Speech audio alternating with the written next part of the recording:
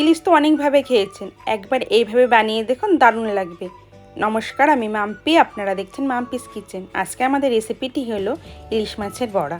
অবশ্যই সেটি কুমড়ো পাতা। এই যে প্রথমে ইলিশ মাছগুলো নিয়ে নিয়েছি, আর এগুলো ভালো করে কেটে ধুয়ে রেডি করে নেব। এখানে ইলিশ মাছের জন্য শুধু আমি ইলিশ মাছের পিসগুলো ব্যবহার করব, মাথার লেজাগুলো রেখে দেবো। এটি আমি অন্য কোনো রান্না ব্যবহার করব। আর এই যে কুমড়ো পাতাগুলো নিয়েছি, পাতাগুলো প্রথমে ভালো করে ধুয়ে একটু কিছুটা লবণ দিয়ে পাতাগুলো ভালো করে মাখিয়ে রাখতে হবে। তার ফলে পাতাগুলো একদম নরম হয়ে যাবে। পাতাগুলোতে লবণ মেখে কিছুটা সময় রেখে দেবো, আর অপর দিকে মশলাটা রেডি করে নেব। বড়ার জন্য লাগছে একটা ছোট সাইজের পেঁয়াজ, মাছ অনুযায়ী লঙ্কা, আদা আর জিরা ভালো করে পেস্ট করে নেব। এই মশলাটি করার সময় খুব সামান্য জল দিয়ে একদম শুকনো শুকনো করে মিহি করে পেস্ট করে নিতে হবে। কেটে রাখা ইলিশ মাছগুলোর মধ্যে এবার পরিমাণ মতো লবণ, পরিমাণ মতো হলুদ দিয়ে ভালো করে মেখে এবার পেস্ট করা মশলাটা অ্যাড করে দিতে হবে। আর যে কুমড়ো পাতাগুলো আমি লবণ মেখে রেখেছিলাম সেগুলো একদম নরম হয়ে গেছে। এগুলো ভালো করে চিপে জল ঝরিয়ে নেব।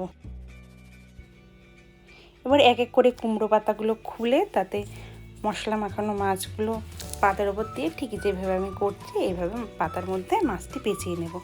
তাহলে মাছগুলো একদম বড়ার জন্য রেডি।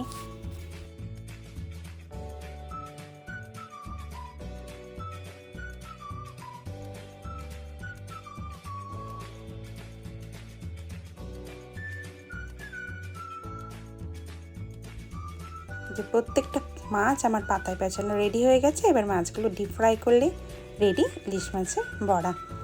প্রথমে এখানে আমি ফ্রাইং প্যানে সর্ষের তেল না দিয়ে সাদা তেল ব্যবহার করেছি, আর তাতে আমি এখানে এক এক করে এই বড়াগুলো দিয়ে দেব। প্রথমে এক পিঠ ভালো করে ভাজা ভাজা হয়ে গেলে অপর পিঠটা উল্টে ভালো করে ভেজে নেব। তাহলে রেডি হয়ে যাবে কুমড়ো পাতায় ইলিশ মাছের বড়া।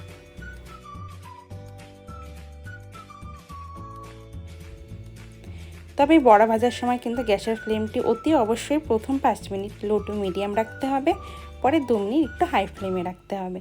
যেহেতু মাছগুলো ভেতর থেকেও সিদ্ধ করতে হবে, তাই প্রথমটা কিছুটা সময় একটু লো টু মিডিয়াম টাইপ গ্যাসের ফ্লেম রাখলে একদম ভেতর থেকেও মাছগুলো রেডি হয়ে যাবে। এরকম লাল লাল হয়ে আসলে বড়াগুলো একদম রেডি।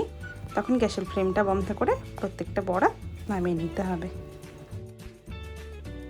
এইরকম চটজলদি ইলিশ মাছের বড়া ভিডিও যদি আপনাদের ভালো লেগে থাকে তাহলে অবশ্যই ভিডিওটি লাইক করবেন, ফেসবুক থেকে দেখলে ফলো করবেন, আর ইউটিউব থেকে দেখলে সাবস্ক্রাইব করতে কিন্তু একদম ভুলবেন না। প্রত্যেকে খুব ভালো থাকবেন। দেখা হবে পরের কোনো ভিডিওতে।